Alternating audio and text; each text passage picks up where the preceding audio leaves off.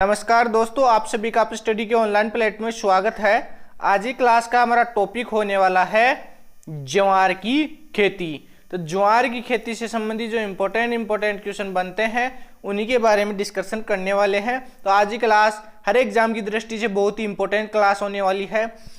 एक क्वेश्चन से संबंधित जो भी क्वेश्चन बनते हैं, यानी कि एक क्वेश्चन से यदि 5 क्वेश्चन बनते हैं उससे इर्द गिर्द, तो उन 500 के क्वेश्चनों के बारे में हम आज की क्लास में डिस्कशन करने वाले हैं। तो टाइम वेस्ट ना करते हुए क्लास शुरू करते हैं। पहला क्वेश्चन है, निम्न में से मक्का का उत्पत्ति स्थल कौन सा देश है? भारत, चीन, अफ्रीका या फिर मैक्सिको? तो जो मक्का का उत्पत्ति स्थल माना जाता है वो मैक्सिको को माना जाता है। मैक्सिको इसका राइट आंसर होगा, तो डी इसका राइट आंसर होने वाला है। अब बात करते हैं मक्का के बोटनिकल नेम के बारे में। तो मक्का का बोटनिकल नेम क्या है? जिया मेज। मक्का का बोटनिकल नेम क्या है? जिया मेज। मक्का के अगर कुल की बात करते हैं तो मक्का का कुल कौन सा है? ग्रेमिनी कुल है।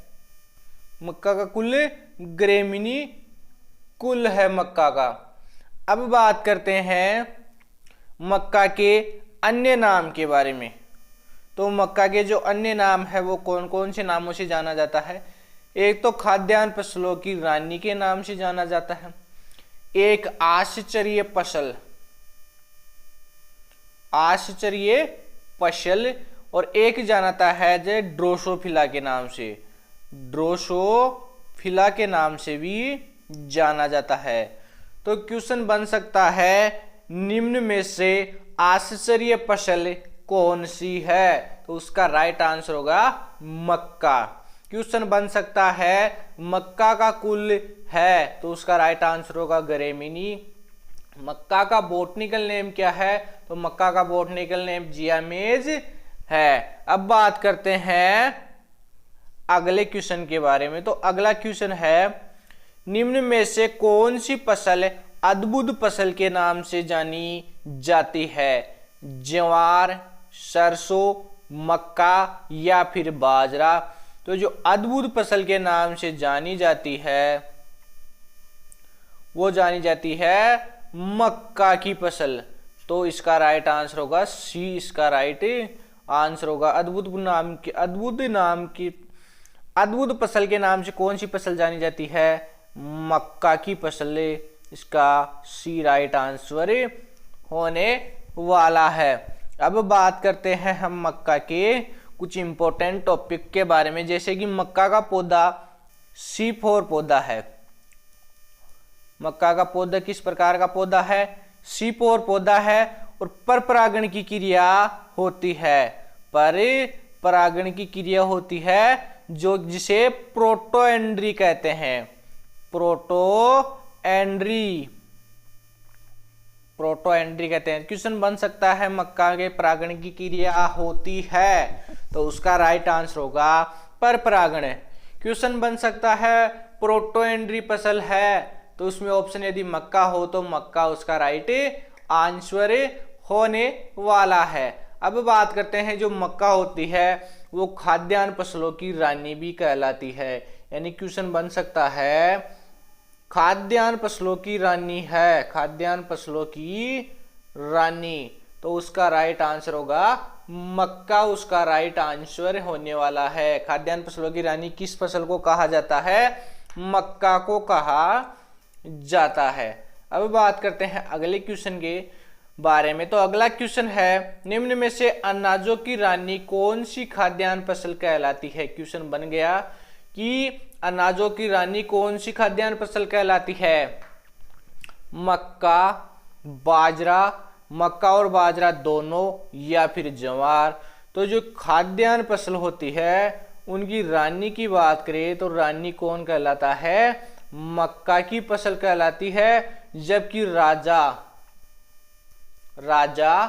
ज्वार कहलाता है। क्वेश्चन बन सकता है, निम्न में से खाद्यान्न फसलों की रानी कौन सी फसल मानी जाती है? तो उसका राइट आंसर होगा मक्का। और यदि क्वेश्चन बन जाए कि खाद्यान्न फसलों का राजा किस फसल को कहा जाता है, तो उसका राइट आंसर होगा ज्वार। अब बात करते हैं मक्का के दाने को किस नाम से जाना जाता है। तो जो मक्का का दाना होता है वो कैरियोप्सिस कहलाता है। मक्का का दाना कैरियोप्सिस कहलाता है। जो मक्का का दाना होता है वो कैरियोप्सिस कहलाता है। और जो पुष्पक्रम होता है, पुष्पक्रम, तो मक्का का पुष्पक्रम टेसलिंग कहलाता है, सॉरी टेसल कहलाता है। मक्का का पुष्पक्रम टेसल और सिल्क कहलाता है। नर पुष्प तो टेसल होते हैं, जबकि मादा पुष्प क्या कहलाते हैं, सिल्क कहलाते हैं। तो टेसल का आना टेसलिंग कहलाता है और सिल्क का आना सिल्किंग कहलाता है। तो मक्का का पुष्पक्रम सिल्क या टेसल कहलाता है। अब बात करते हैं मक्का में प्रोटीन की मात्रा कितनी पाई जाती है। तो मक्का में प्रोटीन की मात्रा कितनी पाई जाती है। मक्का में प्रोटीन की मात्रा पाई जाती है 10%। वसा की मात्रा कितनी पाई जाती है मक्का की फसल में, 4 से 5% वसा पाई जाती है। जबकि कार्बोहाइड्रेट की बात करें तो मक्का की फसल में कार्बोहाइड्रेट पाया जाता है 65 से 70% कार्बोहाइड्रेट पाया जाता है। और जो मक्का की फसल में प्रोटीन पाई जाती है वो जीन के रूप में पाई जाती है। क्वेश्चन बन सकता है मक्का की फसल में पाई जाने वाली प्रोटीन किसके रूप में पाई जाती है, तो उसका राइट आंसर होगा जीन, उसका राइट आंसर होने वाला है।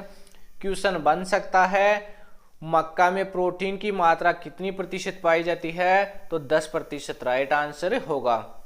क्वेश्चन ये भी बन सकता है मक्का में वसा की मात्रा कितनी पाई जाती है, तो 4 से 5% वसा पाई जाती है। मक्का में कार्बोहाइड्रेट की मात्रा कितनी पाई जाती है, तो मक्का में कार्बोहाइड्रेट की मात्रा पाई जाती है 65 से 70% कार्बोहाइड्रेट पाया जाता है।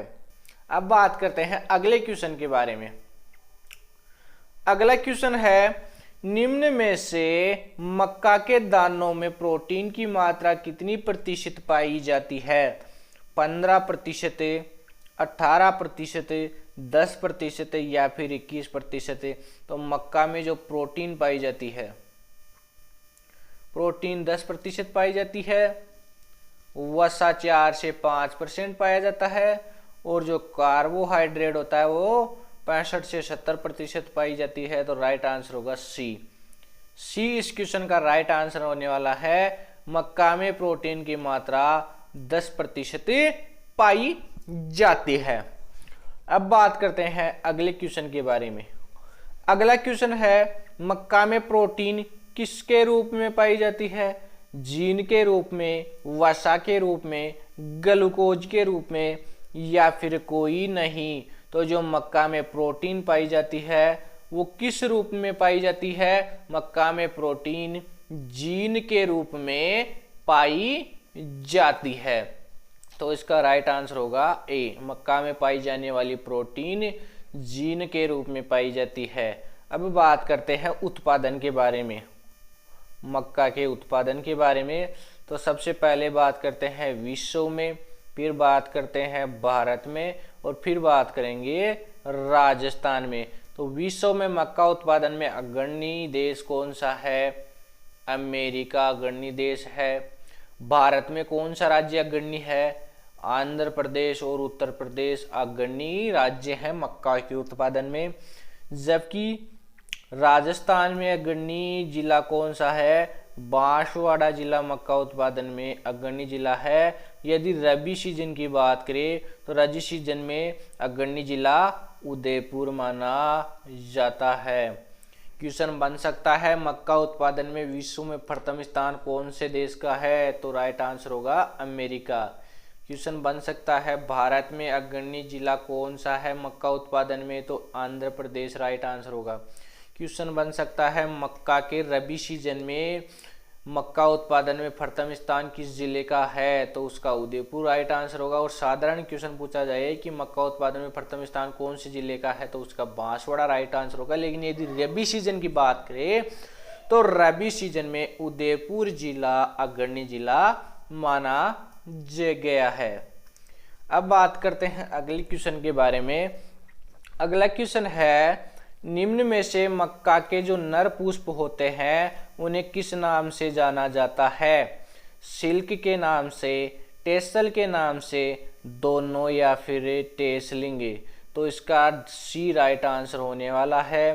नर पुष्प तो क्या कहलाते हैं? नर पुष्प कहलाते हैं टेसल, और जो मादा पुष्प होते हैं वो सिल्क कहलाते हैं। तो इसका सी राइट आंसर होने वाला है। टेसल का आना टेसलिंग कहलाता है। जो टेसल फूल आते हैं, नर फूल आते हैं, उनको टेसलिंग कहते हैं, और यदि मादा पुष्प आ रहे हैं तो उन्हें सिल्किंग कहा जाता है। मक्का द्विलिंगाश्रयी फसल है। द्विलिंगाश्रयी फसल है जिसमें नर और मादा पुष्प एक ही पौधे पर अलग अलग स्थानों पर आते हैं। तो मक्का के नर पुष्प क्या कहलाते हैं? सॉरी, मक्का के नर पुष्प कहलाते हैं। इस क्वेश्चन का राइट आंसर होगा 20। क्वेश्चन का राइट आंसर होगा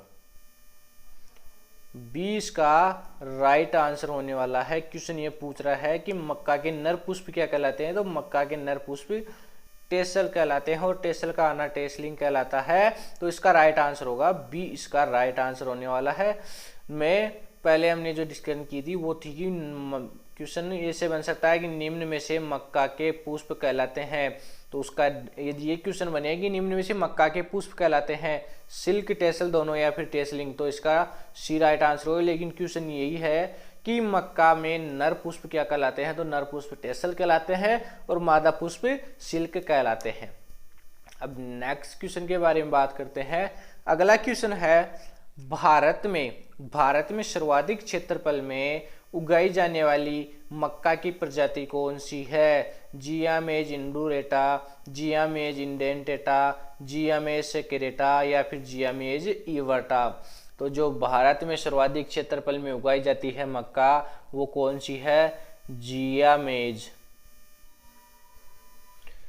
जिया मेज इंडूरेटा। जिया मेज इंडूरेटा प्रजाति भारत में सर्वाधिक क्षेत्रफल में बोई जाती है, जिसे फिलंट कोर के नाम से जाना जाता है, जिसे फिलंट कॉर्न के नाम से जाना जाता है। तो इसका राइट आंसर होगा बी। इसका राइट आंसर होने ए इसका राइट आंसर होने वाला है। ए इस क्वेश्चन का राइट आंसर होने वाला है। भारत के सर्वाधिक क्षेत्रफल में उगाई जाने वाली मक्का की प्रजाति कौन सी है? तो वो है जिया मेज इंडूरेटा। जिया मेज इंडूरेटा ए राइट आंसर होने वाला है। इंडूरेटा का अन्य नाम की बात करें तो इसे फ्लेंट कोर के नाम से भी जाना जाता है। एक बार प्रॉपर तरीके से जो मक्का का वर्गीकरण किया गया है उसके बारे में डिस्कशन कर लेते हैं। सबसे पहला है जिया मेज इवर्टा, जिया मेज इंडूरेटा। जिया मेज इंडूरेटा मक्का का जो वर्गीकरण किया गया है वो किया गया है 7 भागों में। 7 भागों में वर्गीकरण किया गया। पहला है जिया मेज इंडूरेटा। इसका अन्य नाम क्या है? इसे फ्लिंट कॉर्न के नाम से भी जाना जाता है। फ्लिंट कॉर्न के नाम से जाना जाता है और भारत में सर्वाधिक क्षेत्रफल पर उगाई जाने वाली मक्का का वर्गीकरण है। तो क्वेश्चन बन सकता है भारत में सर्वाधिक क्षेत्रफल में उगाई जाने वाली मक्का की प्रजाति कौन सी है? तो उसका राइट आंसर होगा जिया मेज इंडूरेटा।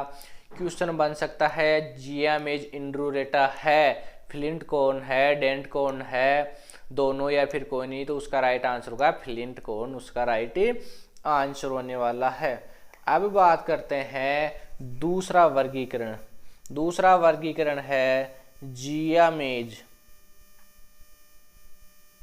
जिया मेज इंडेंटेटा, जिया मेज इंडेंटेटा। इसे डेंट कॉर्न के नाम से जाना जाता है, डेंट कॉर्न के नाम से जाना जाता है। और इसके जो दाने होते हैं वो दांत की तरह कठोर होते हैं, दांत की तरह कठोर होते हैं। तो जिया मेज इंडूरेटा इसके जो दाने होते हैं दांत की तरह कठोर होते हैं, इसलिए इसे डेंट कॉर्न के नाम से भी जाना जाता है। इसकी जो सर्वाधिक बुआई की जाती है,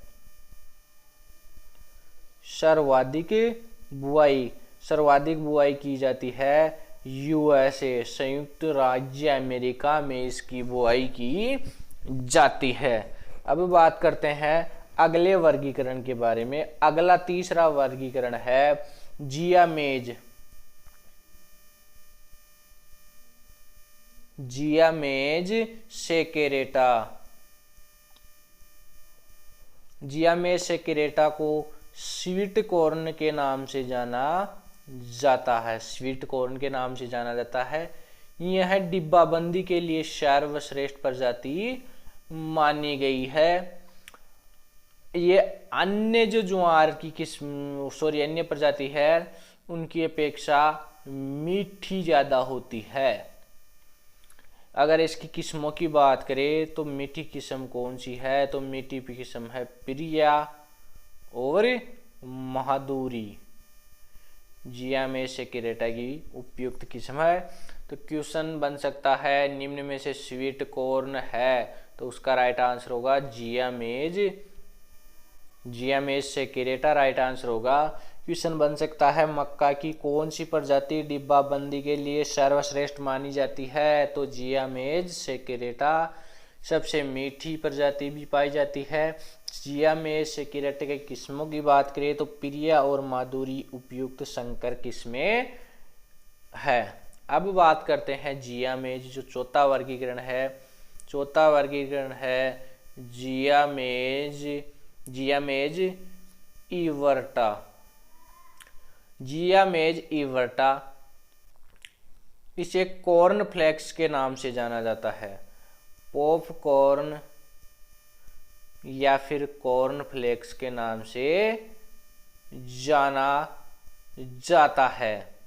चिप्स बनाने के लिए सर्वाधिक इसका उपयोग किया जाता है। यदि मक्का की चिप्स बनाई जा रही है तो चिप्स बनाने के लिए सर्वाधिक उपयोग किया जाता है। तो क्वेश्चन बन सकता है मक्का की चिप्स बनाने के लिए उपयुक्त प्रजाति कौन सी है, तो उसका राइट आंसर होगा जियामेज इवर्टा या फिर पॉपकॉर्न या फिर कॉर्न फ्लेक्स उसका राइट आंसर होने वाला है।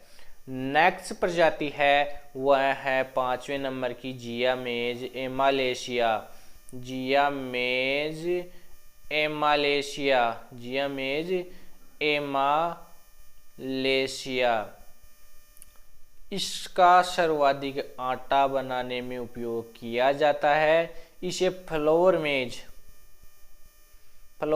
या सॉफ्ट कॉर्न के नाम से जाना जाता है। फ्लोर मेज या सॉफ्ट कॉर्न के नाम से जाना जाता है। तो क्वेश्चन बन सकता है सर्वाधिक आटा बनाने के लिए कौन सी प्रजाति का उपयोग किया जाता है, तो उसका राइट आंसर है जियामेज एमालेशिया। निम्न में से सॉफ्ट कॉर्न कौन सी मक्का की प्रजाति है, तो जियामेज एमालेशिया उसका राइट आंसर होगा। अब बात करते हैं जो मक्का का छठवां वर्गीकरण है। तो जो छठवां वर्गीकरण वो कौन सा है, जियामेज ट्यूनिकाटा। इसे पॉड कॉर्न के नाम से जाना जाता है। किस नाम से जाना जाता है, पॉड कॉर्न के नाम से जाना जाता है। और मक्का की प्राचीन किस्म है ये। तो क्वेश्चन बन सकता है निम्न में से प्राचीन मक्का की प्रजाति कौन सी है, तो राइट आंसर होगा जियामेज ट्यूनिकाटा। पॉड कॉर्न कौन सी प्रजाति का अन्य नाम है, जियामेज ट्यूनिकाटा। दाना व भुट्टे छिलके से ढके रहते हैं। जो दाना और भुट्टा होता है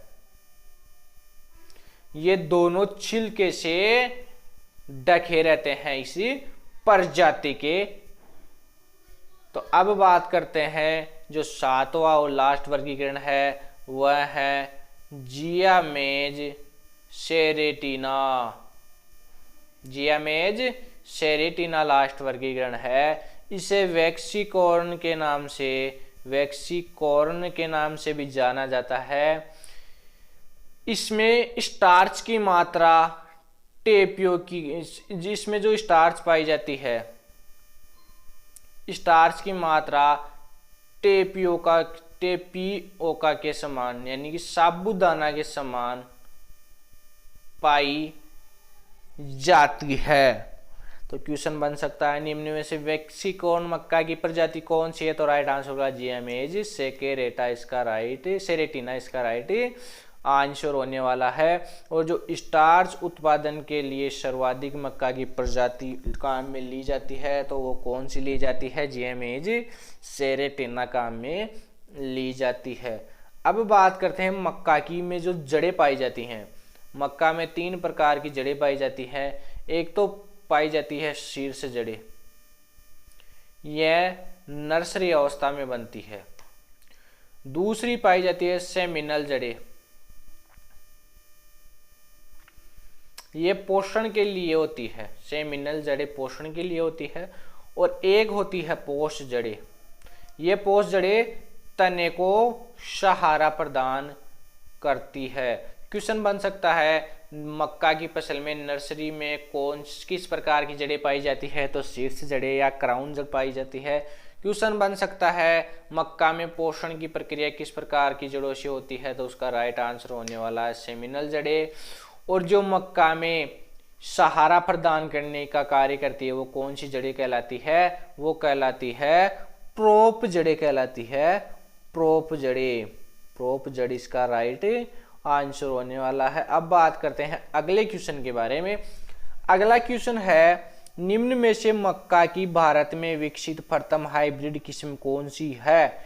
माही धवल, गंगा पष्ट, गंगा सफेद या फिर किसान। तो ये चारों ही किस्में मक्का की है, लेकिन क्वेश्चन ये पूछना चाहता है कि मक्का की भारत में विकसित प्रथम हाइब्रिड किस्म कौन सी है? तो मक्का की भारत में विकसित की गई प्रथम हाइब्रिड किस्म थी वो थी गंगा पष्ट, जिसका आविष्कार कब किया गया था? 1961 में। कहाँ पर किया गया?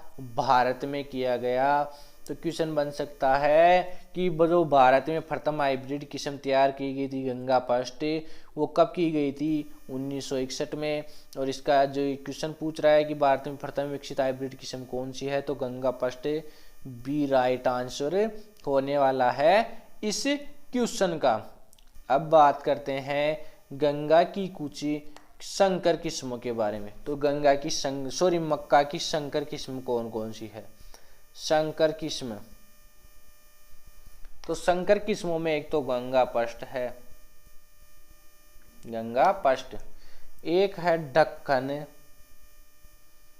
103, एक है गंगा सफेद, एक है गंगा 5, एक है गंगा 101, पूषा शंकर 2, पूषा शंकर 2, रणजीत, संगम हिम,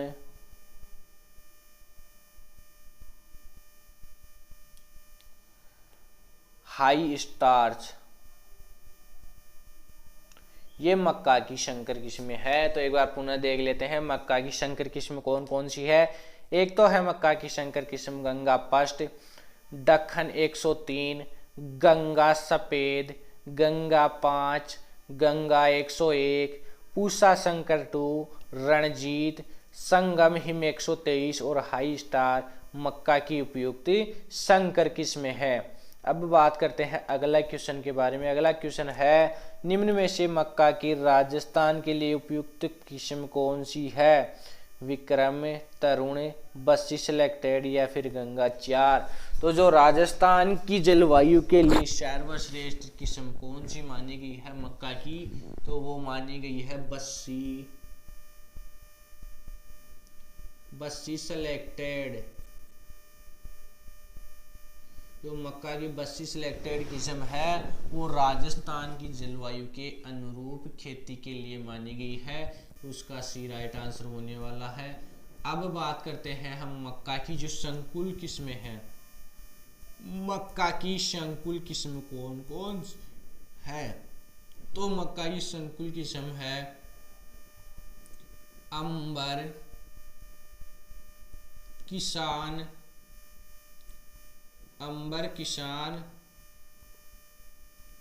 विक्रम, जवाहर, सोना, विजय, अगेती छिंतरे, प्रताप, नवजोत, नवीन, माही कंचन, माही धवल। ये मक्का की संकुल किस्में कौन कौन सी है? अंबर, किसान, विक्रम, जवाहर, सोना, विजय, अगेती। जो मक्का की किस्म है अगेती इच्छिंतर, प्रताप, नवजोत, माही कंचन और माही धवल। ये मक्का की राजस्थान से निकाली गई किस्म है। क्वेश्चन बन सकता है मक्का की राजस्थान से निकाली गई किस्म कौन कौन सी है? तो मक्का की राजस्थान से निकाली गई किस्म कौन कौन सी है? माही कंचन और माही धवल। लेकिन जो मक्का की राजस्थान की जलवायु के अनुरूप खेती के लिए उपयुक्त किस्म कौन सी मानी गई है? वो मानी गई है, कौन सी किस्म मानी गई है? बस्सी सेलेक्टेड। कौन सी किस्म मानी गई है? वो मानी गई है, कौन सी किस्म मानी गई है? बस्सी सेलेक्टेड। बस्सी सेलेक्टेड राजस्थान की खेती के लिए सबसे उपयुक्त किस्म बस्सी सेलेक्टेड किस्म मानी गई है। अब बात करते हैं अगले क्वेश्चन के बारे में। अगला क्वेश्चन है निम्न में से भारत में मक्का की बुआई की कौन सी तकनीक प्रचलित है? सिंगल क्रॉस, डबल क्रॉस, दोनों या फिर कोई नहीं? तो मक्का की बुआई की दो तकनीकें विकसित की गई है। एक तो है डबल क्रॉस तकनीकी और एक है सिंगल क्रॉस तकनीक। सिंगल क्रॉस तकनीकी। तो जो भारत में सर्वाधिक मक्का की बुआई की जाती है वो की जाती है डबल क्रॉस तकनीक द्वारा। तो इसका राइट आंसर होगा बी। इसका राइट आंसर होने वाला है भारत में सर्वाधिक बुआई कौन सी तकनीक द्वारा की जाती है? डबल क्रॉस तकनीक द्वारा की जाती है। इन तकनीकों के बारे में एक प्रॉपर तरीके से देख लेते हैं। सबसे पहले देखते हैं कि जो डबल क्रॉस तकनीक है उसका आविष्कार कब हुआ? 1920 में। और किसने किया था? डबल क्रॉस तकनीक का आविष्कार किया था D.F. जोन्स ने। D.F. जोन्स ने आविष्कार किया था, जो कि भारत में सर्वाधिक प्रचलित है। अब बात करते हैं सिंगल क्रॉस तकनीक के बारे में। तो सिंगल क्रॉस तकनीक का आविष्कार 1910 में हुआ और E.M. ईस्ट और G.S. सल के द्वारा किया गया था। यह तकनीक अमेरिका में सर्वाधिक प्रचलित है। क्वेश्चन पूछा जा सकता है डबल क्रॉस तकनीक का आविष्कार कब हुआ? तो 1920 में हुआ। भारत में सर्वाधिक प्रचलित तकनीक कौन सी है? Double cross. डबल क्रॉस तकनीक का आविष्कार किसने किया? D.F. जोन्स ने। सिंगल क्रॉस तकनीक का आविष्कार कब हुआ? 1910 में। किसने किया? E.M. ईस्ट और G.S. सल नामक वैज्ञानिकों ने। और किस देश में इसका सर्वाधिक प्रचलन है बुआई का? तो अमेरिका देश में सर्वाधिक बुआई की जाती है। मक्का में जीन पाई जाती है वो कौन सी पाई जाती है?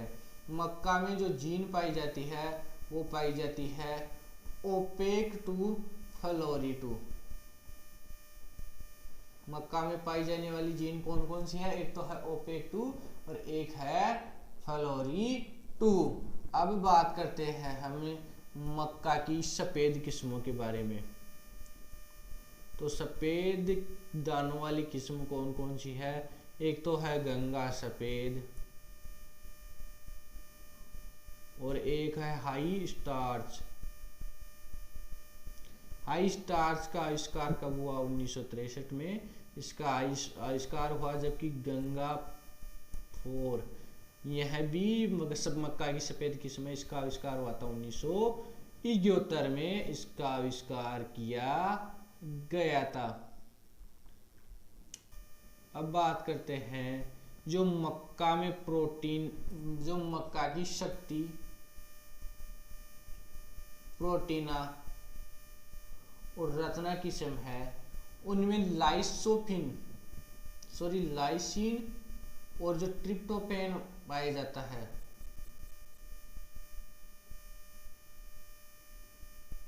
इनकी मात्रा सर्वाधिक पाई जाती है। तो क्वेश्चन पूछा जा सकता है मक्का की कौन सी किस्मों में लाइसिन की मात्रा सर्वाधिक पाई जाती है?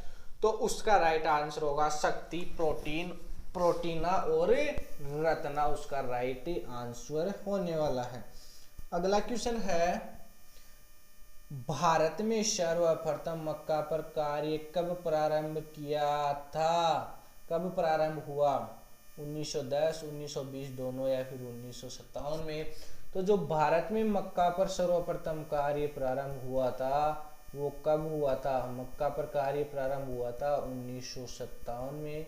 डबल क्रॉस तकनीक का आविष्कार कब किया गया था? 1920 में। और सिंगल क्रॉस तकनीक का आविष्कार कब किया गया था? 1910 में। तो भारत में मक्का पर शोध कार्य इन दोनों तकनीकों के लगभग 40 से 45 वर्ष पश्चात इस पर मक्का शोध कार्य किया गया था। तो उसका राइट आंसर होगा डी, इस क्वेश्चन का राइट आंसर होने वाला है। और जो 1957 में मक्का का शोध कार्य करने के पश्चात जो किस्में निकाली गई थी वो कौन कौन सी थी? एक तो थी गंगा 101 और एक थी रणजीत। ये किस्में 1957 में निकाली गई थी। अब बात करते हैं मक्का में एनपीके की मात्रा। ये बहुत ही इंपॉर्टेंट है। मक्का में एनपीके की मात्रा और जिंक भी डाली जाती है क्योंकि इसमें सफेद कली का विकार होता है, इसलिए जिंक की मात्रा भी डाली जाती है। तो नाइट्रोजन की मात्रा डाली जाती है नाइट्रोजन की मात्रा कितनी डाली जाती है? नाइट्रोजन की मात्रा डाली जाती है 100 से 120 केजी प्रति हेक्टेयर। फास्फोरस की मात्रा डाली जाती है 40 से 50 केजी प्रति हेक्टेयर। और जो पोटास की मात्रा डाली जाती है वो डाली जाती है 20 से 30 केजी प्रति हेक्टेयर। जबकि जिंक की मात्रा कितनी डाली जाती है?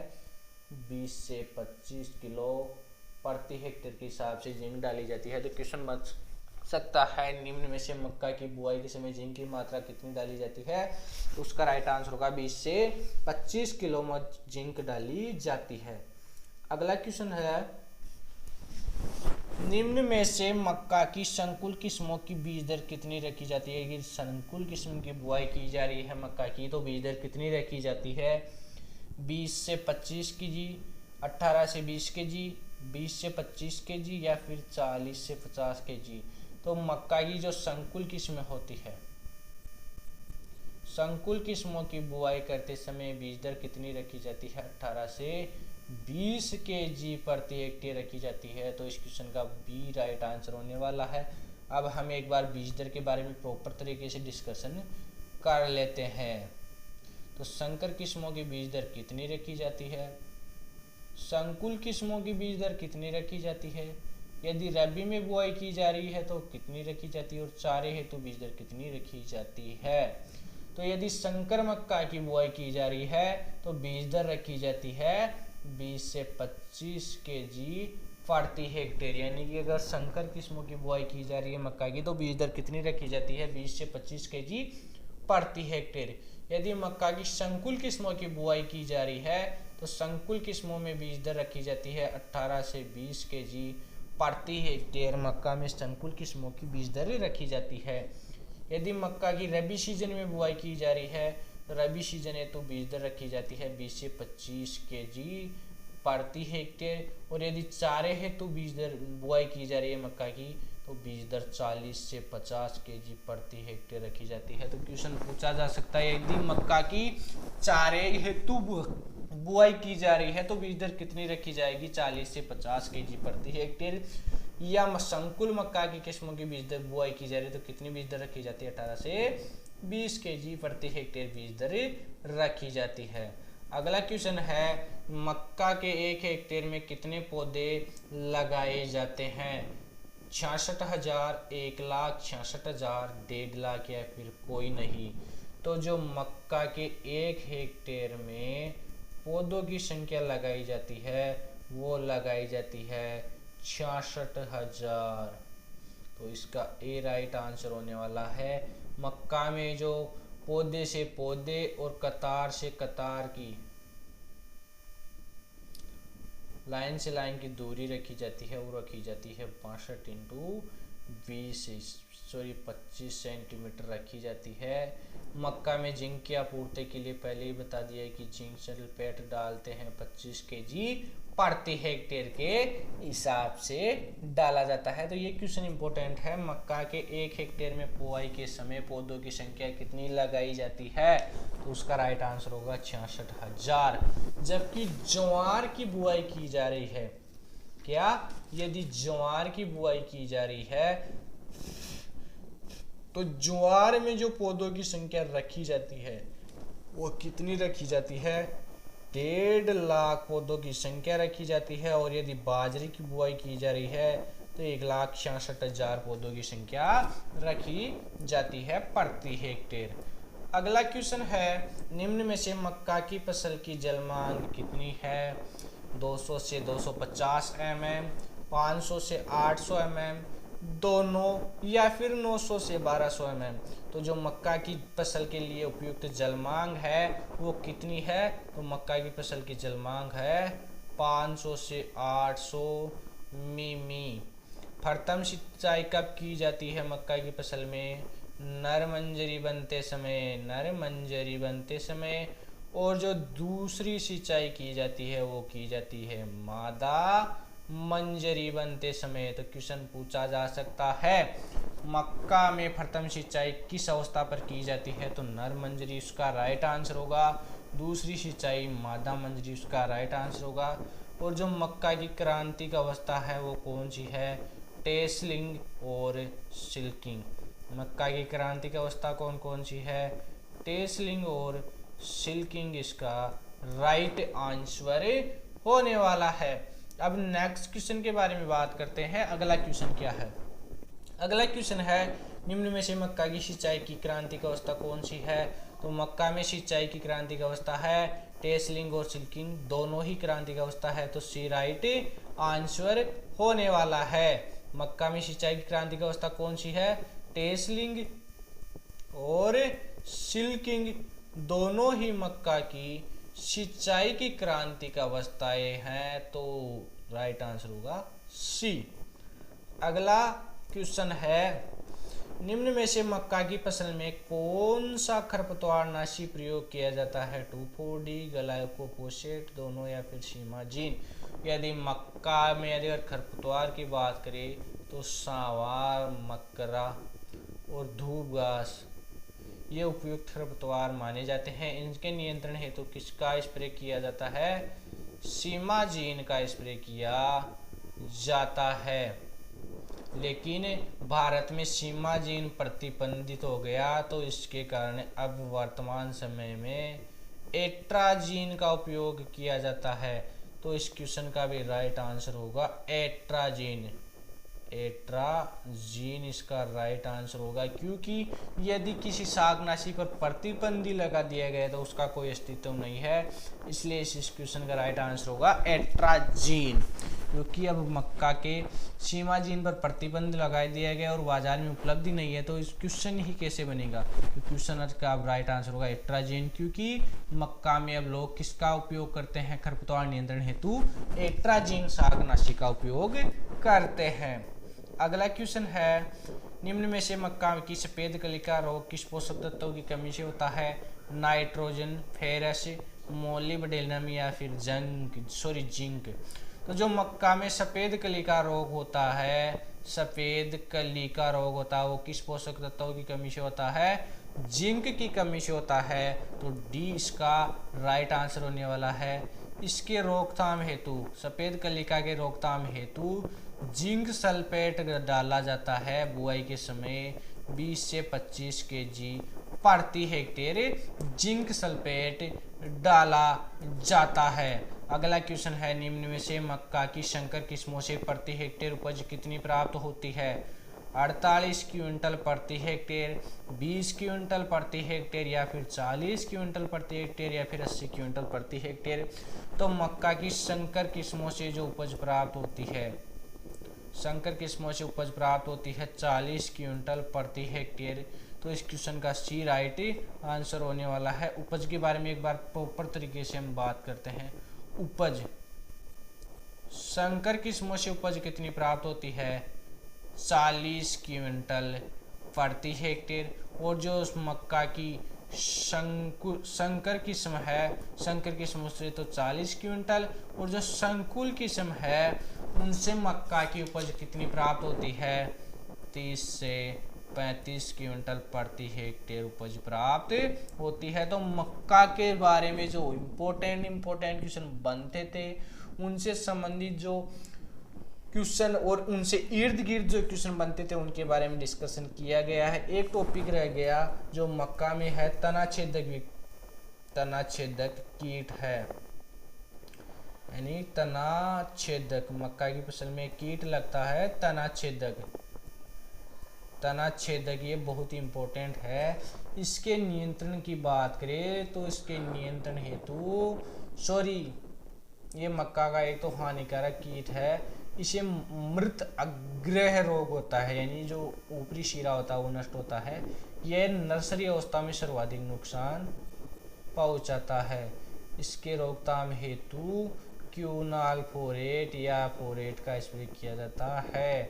अब बात करते हैं हमने जो बात की थी उपज के बारे में, तो संकर किस्मों से उपज कितनी प्राप्त की होती है? 40 क्विंटल, और संकुल किस्मों से मक्का की उपज प्राप्त होती है 30 से 35 क्विंटल प्रति हेक्टेयर। तो मक्का से संबंधित जो इम्पोर्टेंट क्वेश्चन बनते हैं और उनसे संबंधित क्वेश्चन पूछे जा सकते हैं, और अधिकतर क्वेश्चन एग्जाम पूछे जा चुके हैं, उनके बारे में डिस्कशन किए गए हैं। तो एक बार मेन टॉपिकों के बारे में सरसरी तौर पर एक बार रिवाइज के बारे में देख लेते हैं। तो मक्का का बोटनिकल नेम क्या है? मक्का का बोटनिकल नेम है जिया मेज। कुल क्या है? मक्का का कुल है ग्रेमिनी। मक्का का दाना क्या कहलाता है? मक्का का दाना कैरियोप्सिस कहलाता है। मक्का में प्रोटीन की मात्रा कितनी पाई जाती है? 10%, वसा 4% और कार्बोहाइड्रेट 67% पाया जाता है। मक्का में जो प्रोटीन पाई जाती है वो किसके रूप में पाई जाती है? जीन के रूप में पाई जाती है। अब बात करते हैं मक्का का उत्पादन के, तो विश्व में अमेरिका अग्रणी देश है। भारत में आंध्र प्रदेश, उत्तर प्रदेश और राजस्थान में बात करें तो रबी सीजन में उदयपुर राजस्थान आंसर होगा, और वैसे साधारणतः बांसवाड़ा जिला अग्रणी जिला है मक्का उत्पादन में। अब बात करते हैं हम, एक टॉपिक रह गया, यदि मक्का का अगर कोई व्यक्ति लगातार उपयोग करता है, लगातार मक्का के उपयोग से मानव में गंजापन विकार हो जाता, गंजापन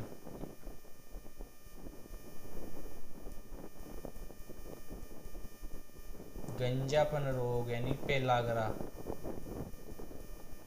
पेलाग्रा रोग होता है। यदि मनुष्य लगातार मक्का का उपयोग करता है तो गंजापन पेलाग्रा विकार होता है। और मक्का का जो उपयोग किया जाता है वो किया जाता है सर्वाधिक हरा चारा बनाने में। हरा चारा कौन सा? साइलेज। ये क्वेश्चन जेट में भी पूछा हुआ है, आईसीआर में पूछा हुआ है, एजी सुपरवाइजर में पूछा हुआ है कि साइलेज बनाने के लिए उपयुक्त फसल कौन सी है। तो उसका राइट आंसर होगा क्या? मक्का उसका राइट आंसर होने वाला है। अब बात करते हैं हमें मक्का में जो बीज दर रखी जाती है, मक्का की बीज दर, संकर किस्मों की बीज दर कितनी रखी जाती है? 20 से 25 kg। संकुल किस्मों की बीज दर कितनी रखी जाती है? 18 से 20 kg। रबी की सीजन में बुआई की जा रही है तो बीज दर रखी जाती है 20 से 25 kg। और चारे हेतु बुआई की जा रही है तो चारे हेतु बीज दर रखी जाती है 40 से 50 किलो प्रति हेक्टेयर बीज दर रखी जाती है। तो मक्का से संबंधित जो इम्पोर्टेंट क्वेश्चन बनते थे और उनसे इर्द गिर्द जो क्वेश्चन एग्जाम पूछे जा चुके हैं उन सभी के बारे में डिस्कशन किया गया है। अगर आज की क्लास आपको अच्छी लगी हो तो वीडियो को ज़्यादा से ज़्यादा लाइक करें, शेयर करें और चैनल को सब्सक्राइब करना ना भूलें। अगली क्लास जो हमारी होने वाली है वो किस टॉपिक के बारे में होने वाली है? अगली क्लास हमारी होने वाली है किसके बारे में? अगली क्लास का हमारा टॉपिक है वह है दलहनी फसलें। इसके बारे में अगली क्लास हमारी होने वाली है। अगली क्लास होने वाली है दलहनी फसलों के बारे में। तो आज की क्लास में बस इतना ही। आज की क्लास अगर आपको अच्छी लगी हो तो वीडियो को ज़्यादा से ज़्यादा लाइक करें, शेयर करें और चैनल को सब्सक्राइब करना ना भूलें। क्योंकि आप क्लास तो पूरी देख ले तो हो लेकिन वीडियो को ज़्यादा से ज़्यादा दोस्तों के पास शेयर नहीं करते, तो इसलिए आप ज़्यादा से ज़्यादा दोस्तों के पास शेयर करें और लाइक करें। आज की क्लास में बस इतना ही। Thank you.